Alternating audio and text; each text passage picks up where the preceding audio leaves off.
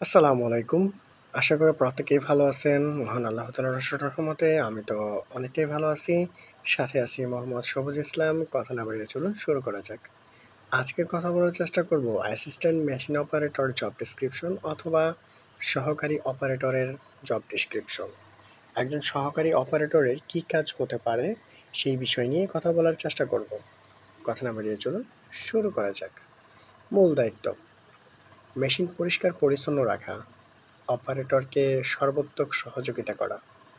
একজন সহকারী অপারেটরের কাজই হচ্ছে তার সামনে থাকা অপারেটর অথবা পাশে থাকা অপারেটরকে প্রতিনিয়ত সাহায্য করা এবং দেখা তার কী কাজে সমস্যা হচ্ছে এবং তার কাজটা স্মুথলি অথবা দ্রুত করার জন্য তাকে কিভাবে সাহায্য সহযোগিতা করতে পারে।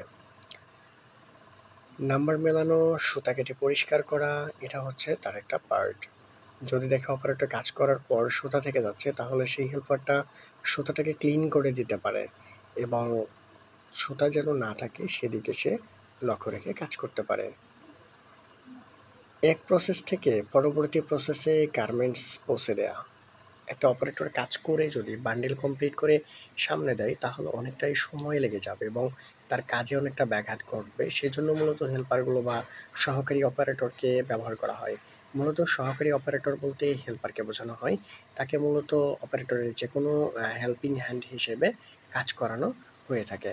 বেশিরভাগ ক্ষেত্রে দেখা যায় যে আমাদের আউটপুট টেবিলে সুতা কাটার জন্য অথবা আউটপুট লাস্ট ওয়ার্কিং এরিয়াতে কিছু হেল্পার কাজ করানো হয় যারা মূলত আনকাট থ্রেড ক্লিনিং হিসেবে কাজ করে।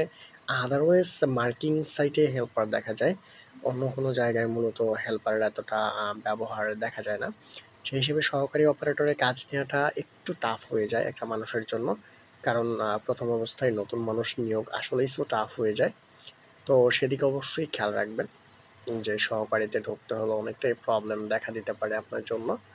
তো আশা করি আপনি ক্লিয়ার হয়ে গেছেন আপনাকে কি কাজে লাগানো হতে পারে। তো আসলে মূলত এভাবেই একজন হেল্পার নিয়োগ দেওয়া হয়। অসংখ্য ধন্যবাদ সম্পূর্ণ ভিডিওটা মনোযোগ সহকারে দেখার জন্য। পরবর্তী ভিডিওতে আবারও দেখা হবে। সে পর্যন্ত সবাই ভালো থাকবেন এবং সুস্থ থাকবেন।